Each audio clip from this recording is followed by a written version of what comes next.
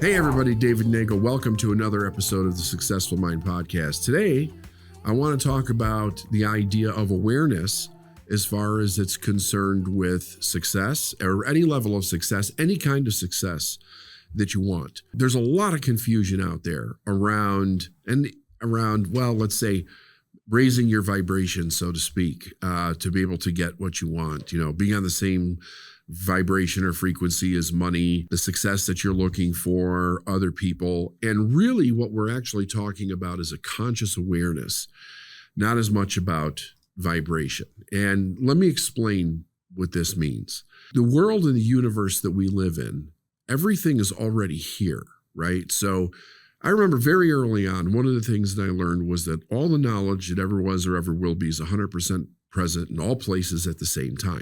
And if you think about when human beings first developed, right, however it is that we got here, all the technology to build everything that we currently have today, the way that we're living today, the knowledge for that was already here. So that existed in the universe as far as knowledge or potential, whatever it is that you want to call it.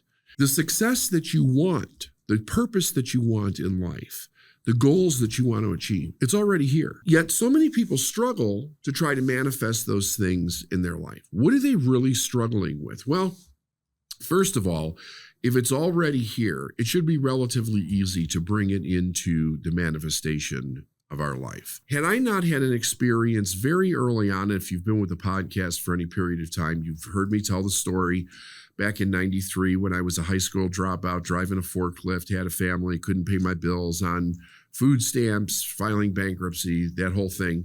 And then having my income triple in a month. And the only thing that I changed was my mental attitude. I only changed three things, and I didn't even really believe that it was going to work. It was more of a test of desperation, if you will, because I couldn't figure out how to get out of the situation that I was in. And everything in my life changed so fast that it caused me to take a step back. And while everybody in my life was telling me that I got lucky, I thought to myself, no, there's something more about this. This is not luck. I've never had any good luck in my life. And I didn't believe in luck. I really didn't. I think the universe operates by very exact laws. Anyway, and I won't go down that road today. But the idea was that it spurred me on to start to study. And really for the first time in my life. And I dug in for 7 years. I studied everything I could get my hands on. And one of the things that became more and more astounding to me as I studied was that opportunity had been around me to triple my income for a period of 2 years, and I didn't see it. And then, of course, as I started my business 7 years later, and I started working with people all over the world and helping them succeed, it was the same thing. The success, the thing, the money, potential, whatever, it was all there. But most people can't see it. So why can't they see it? Well, because the way that we're raised, we're programmed to see the world in a very narrow way based on the beliefs and the values of the people that raised us. And it's also what that does is it creates an expectation as far as success goes. Well, one of the things that we're taught is that we have to work very hard, have a hard work ethic, beat the competitor, work harder than all of your competitors. We're not really taught much about the idea that we live in a creative universe. Our intellect is made up of creative factors, and that really what we do is we manifest our reality in our life. If we can change our internal reality, we can begin to see things that are right in front of us, opportunities, abilities, money, resources that we would have never experienced before when we think that they're not in front of us, when we think that we have to work hard and long and sacrifice greatly in order to get the things that we actually want in life. Now, I know to some people, this sounds like the craziest thing. Maybe it sounds esoteric or way off in the spiritual woo-woo or whatever. And of course, I did too when I first started to learn about it. But the idea is that actually, if we would just open our eyes a little bit wider than what we currently see, the facts of it are extremely undeniable. I mean, where did all the stuff come from that we now have that a few hundred years or a few thousand years ago we didn't have as far as technology goes? How did our awareness shift around that? Well, let's not get into how that it shifted, but just for today, It shifted. I mean, we've got things and can do things that our ancestors would have thought was just pure magic, and actually not that long ago in the grand scheme of things. But then I came across the universal laws, and basically there's 7 of them. And I'm not going to get into the depth of those laws today. If you want to really learn and spend some time with me on those laws, check out our Art of Success seminar. You can go to our website, lifeisnowinc.com, and it'll let you know when our next one is, and you can come to that seminar. I go way deep. I spend an entire day on the laws and how to apply the laws to your life. But let's just talk about the laws for a second, okay? There's basically 7 laws, and like cause and effect, perpetual transmutation of energy, the law of polarity, the law of rhythm, the law of gender. What are these laws for, right? Because they're laws, and we find them both in the spiritual side of study. Like if you go back and you study the major religions around the world, they're all in there. We also find all these laws in science. They're the fundamental laws of how we kind of go through our experience in the world.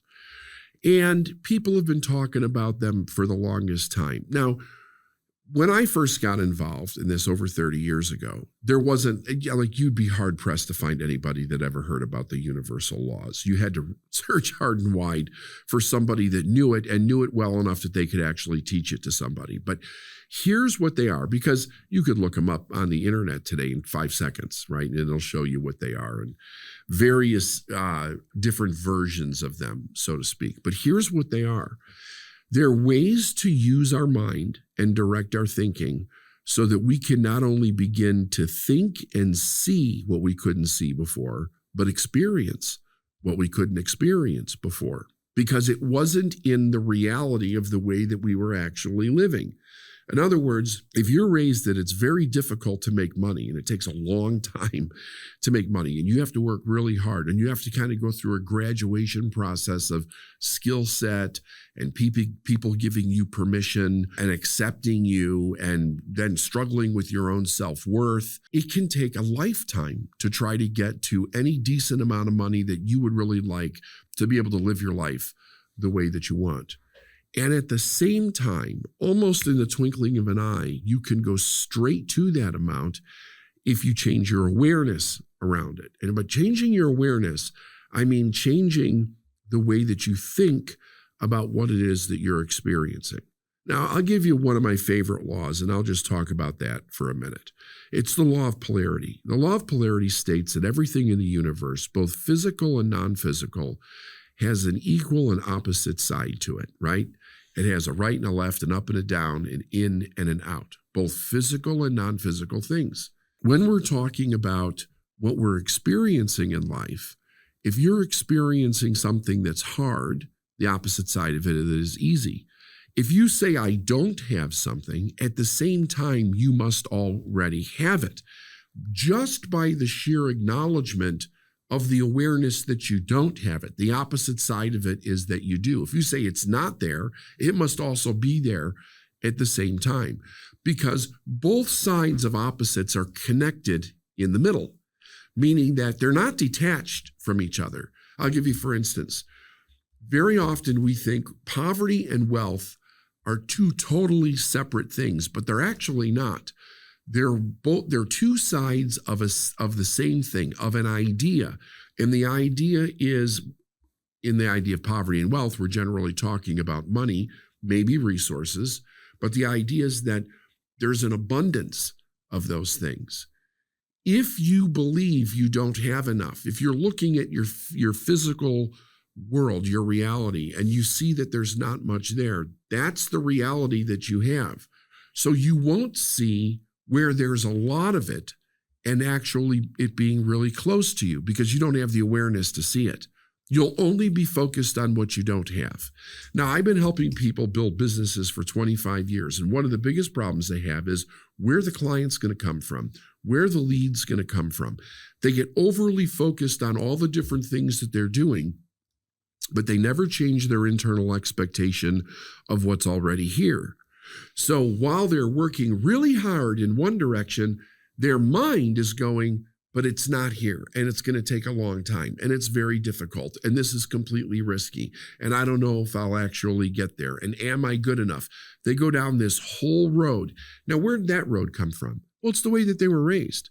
It's what they heard about life over and over and over again. Now, you might think to yourself, well, come on. I mean, doesn't everybody believe that? No, they don't.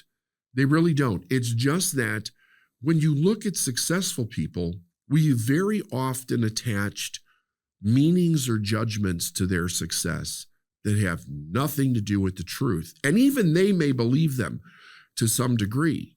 But the truth is that whatever meaning or judgment you attach to them from a place of what you don't have, like, oh, this person's lucky, or they're super talented, or they knew people, or they had to have money to get there, and on and on and on and on, it will be all the verifications of why you can't.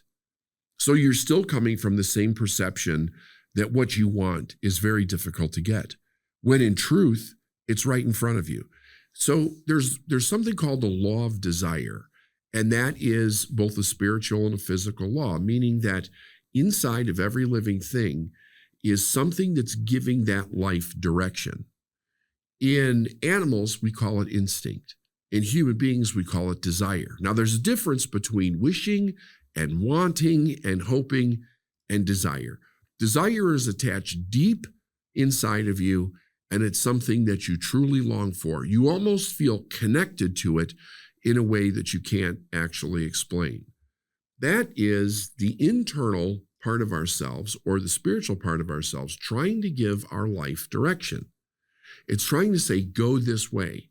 Now, the problem with this, with almost everybody that I've ever met, is that desire seems to be completely irrelevant to where a person actually is at the time. So they don't think that they can do it, or they think that it's silly or just daydreaming. Perhaps it's a wish or a fantasy that they want at some time in their future. But what they don't realize is the fact that they have the desire, they're already connected to it. And they're as close to that thing as their breath, because they're in harmony with it. What would be the fastest way to begin to manifest that desire in their life? Well, it would be to change the concept in their mind of how they actually see their reality. And we do that by the proper use of the laws. See, the laws lift our thinking, our reasoning ability, our ability to tap into all that knowledge that's here in the universe without us even getting up out of the chair. If I understand the law of polarity and I'm suffering from some experience that I don't want, if I know that law, and I could say the truth is that even though I am having a problem, the opposite side of it is true at the same time, then I can use my greatest power, which is my ability to choose, and I can begin to focus on the other side, even if I don't yet see it in my reality. I can focus on that other side, and I will create or manifest that side into my life very, very quickly. But I must start to conceive of myself as actually having and living the way that I really want to, versus the problems that I have. Now, there's a little catch to this. The catch is this. Very often, the way that we've been raised, the ideas, the values, the right and wrong of life, it's so much attached to our identity that to think differently makes a person feel very uncomfortable. The other thing is that usually all the people that surround them think the very same way that they're thinking. So when they start to think outside of the box like this, if they talk about it at all, they'll usually get pushed back, or they'll get ridiculed, or somebody will make fun of them. But people don't actually take it seriously. Plus, everybody around you usually knows all your past mistakes. And even though they may be well-intentioned people, one of the things that we have a habit of doing as human beings is we have a tendency to hold people to the errors that they've made in life, which is a horrific thing to do, because the errors that we've made in life are learning lessons, right? If we would see them as lessons, we could learn. And if we really have the intention to grow, we would learn and not keep repeating those mistakes over and over again. So it gives us a great amount of projection, if you will, into the life that we really want to live. But regardless of that, the old identity doesn't die easy, because it's attached to so much perceived safety and certainty in our life that we have a tendency not to let it go. However, there are stories, and you could look these stories up because they're everywhere, of a person whose life changed in a moment, just in a moment, whether they were going through the darkest time of their life and they had a brilliant idea, or they think that an angel talked to them, or somebody appeared out of nowhere.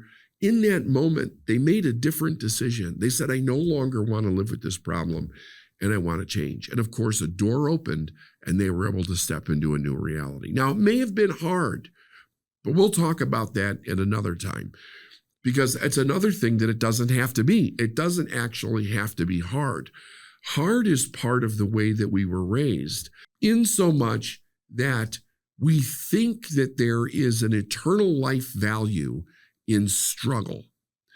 It's almost as if we can't let something be easy while somebody else is struggling in life. A matter of fact, you may have heard that when you were a kid. If you were going to go see somebody who was having a hard time, don't talk about your good time.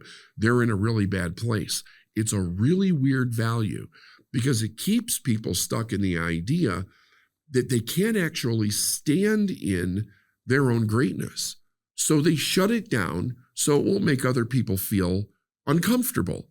And I don't think anybody actually does that in a mean way. They do it with the idea that this is how we be considerate to other individuals. But when you're in that seat where you're really trying to step into the new you, the decision that you have to make for yourself to accept your new identity of who you want to be, to conceptualize that idea, is everything when it comes to you actually creating the reality of it. And those laws will allow you to continually make that shift in your mind, because it keeps you looking. So it's like, here's the laws of reality. Let's put it that way for a second. How you see reality is how you're using the law. If I don't think that I have enough, I'll be using the law in a way to keep confirming in my life that I don't have enough. But I can use the law in a way where I go, there's more than enough, and it's coming to me easy. And if I really create that concept in my mind and I assume that lifestyle, then those things will come to me easy. The truth is that both of those experiences live at the same time in the same place. We very often see the rich and the poor living very close to each other. Yet what's interesting about that is, why don't the poor become like the rich? It's not that they can't, right? But very often, most of the time, they don't. And today with technology, most people around the world can see what it's like for rich people to live, or whatever your version of rich is, anywhere in the world. Why don't more people become like that? The only reason is not that the way to do it's not here. It's that their understanding of who they believe themselves to be is consistently blocking them from standing in the truth of just how great they are. I believe God created only great people. That's all that's here on this planet, is great, wonderful people. Many people are misguided. Many people are stuck in beliefs and mindsets and values that don't serve them, that have been passed down from one generation to another because they never heard the truth. Let this be just a little crack into the universe for yourself to hear the truth. You're listening to this or watching this for a reason. You're not here by accident. There's something that you're looking for. Follow it. Keep following it. And I hope to see you on the road in the future. Bye for now.